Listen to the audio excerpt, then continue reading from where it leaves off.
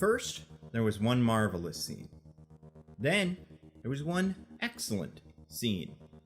Now, it's time we do something a little different. In honor of 2021's James Gunn's The Suicide Squad, I've assembled the worst of the worst. By worst, I mean worst at being bad, because these guys are great, but the worst of the worst YouTubers, and given them all an assignment. Make a video about a bad guy who you find interesting. Maybe you love him, maybe you hate him, maybe you love to hate him. Whatever it is, this is One Villainous Scene.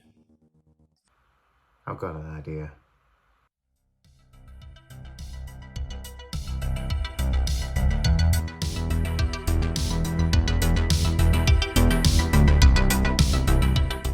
Greetings, my movie geeks.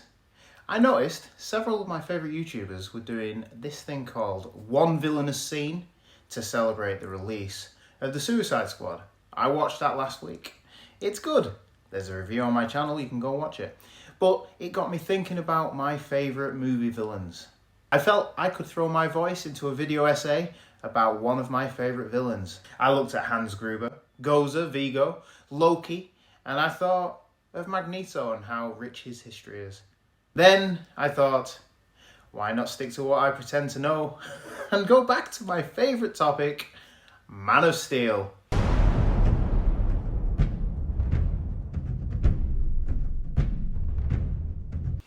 But this time, I'll actually look at Zod.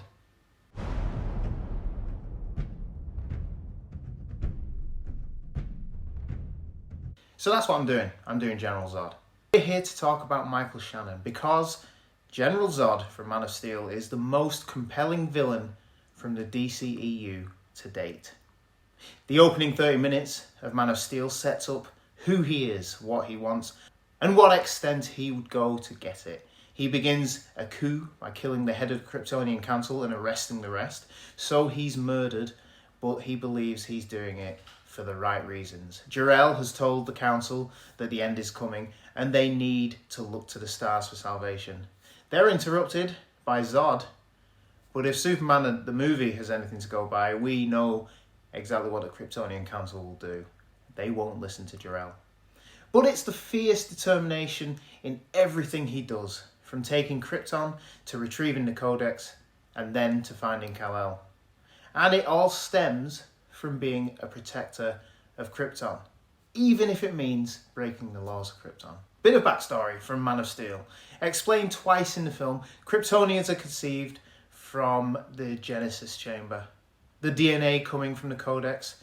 Then, through the chamber, everyone is given a specific purpose. Leader, scientist, warrior. Zod is clearly a warrior, sworn to protect Krypton. And for the most part, and from everything we see him do, he is that protector. But despite the coup breaking out into civil war and some of the best action visuals throughout the DCEU, Zod loses and, like his Donna Cook counterpart, sent into the Phantom Zone. But it's not glass flying through the space. This time, it's some form of resin dildos. Come to think of it, there's a lot of phallic imagery in Man of Steel.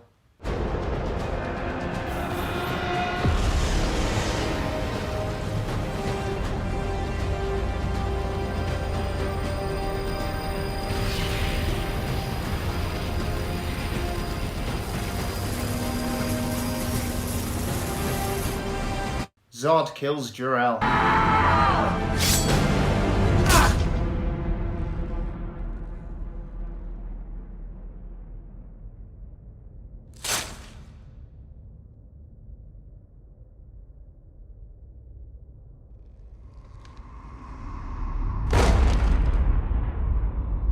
And this is the villainous scene, or shall I say, scenes. Lara launches Kal's ship, and as Jor-El watches as his son ascends to greatness, Zod stabs him. Jor-El dies, but Kal's ship escapes with the Codex. Here, we see the determination of Zod again as he tells Lara that he will find her son.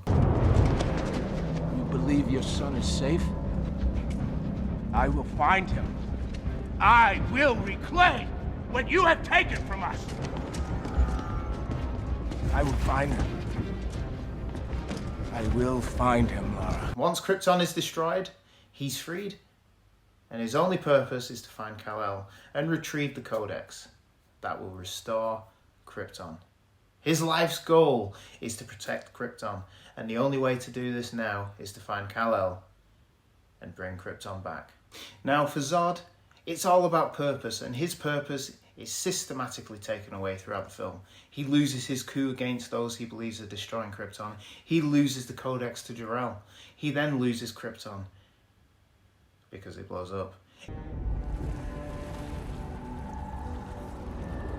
We were adrift, destined to float amongst the ruins of our planet until we starved. Each passing step, he loses one thing more, until after the showdown with Superman in Metropolis, he loses everything. One aspect of Zod's character is that he is completely and wholly sincere at every point. When he approaches Jor-El, he explains his plan and how the elders on the council are holding Krypton back. He even momentarily gets through to Jor-El, suggesting that they work together. Well, you'll be the leader of nothing. Then join me. Help me save our race. We'll start anew. We'll sever the degenerative bloodlines that led us to this state. And who will decide which bloodline survives, Zod? You? But then he shows his genocidal side, and let's face it, there's no coming back from that.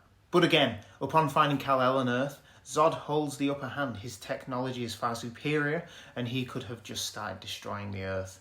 But he didn't. He needs the Codex, and he believes that Kal-El may know where it is.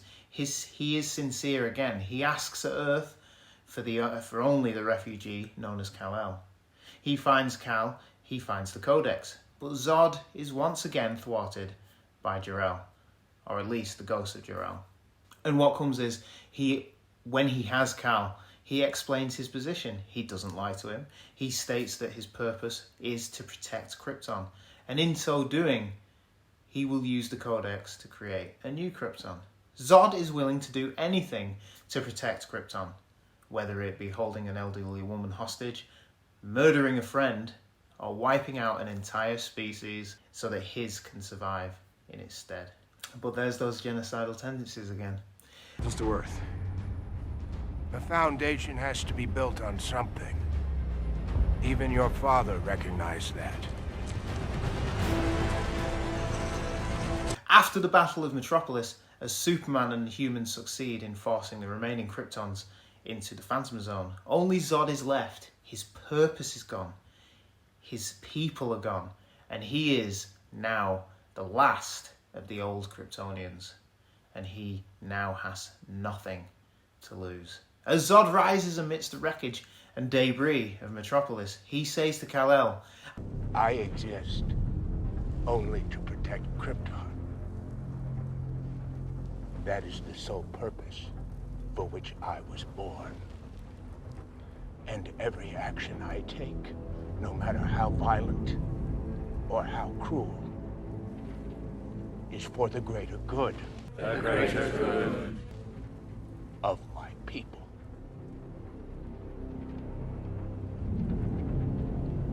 And now, I have no people. My soul. That is what you have taken from me. This is where the controversial neck snap occurs, and I've never really been bothered by it. Superman breaks Zod's neck because he would kill everyone he can, because that is now his only purpose. If you love these people so much, you can mourn for them.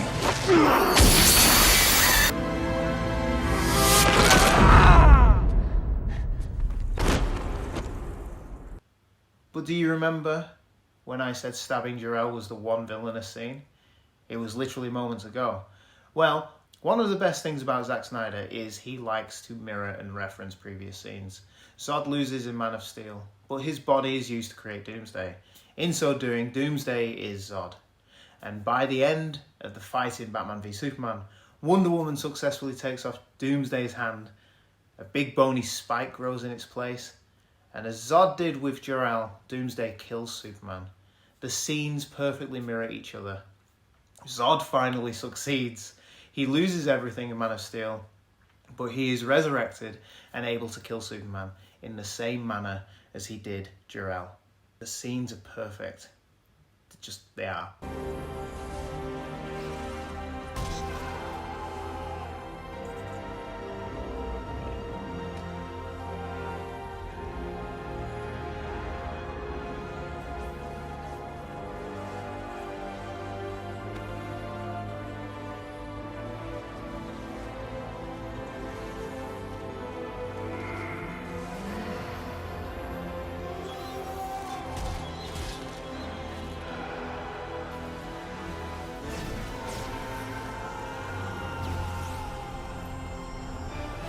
It is perfect, and putting aside what a lot of people thought of Batman v Superman, the way the death of Superman was handled, it being Zod who actually killed him, really works for me.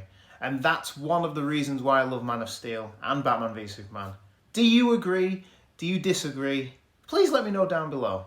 Thank you for watching. I'm Nate, the Ultimate Movie Geek. Please, if you enjoyed this video, like, share, subscribe, and ring that bell to be notified every time I upload a video.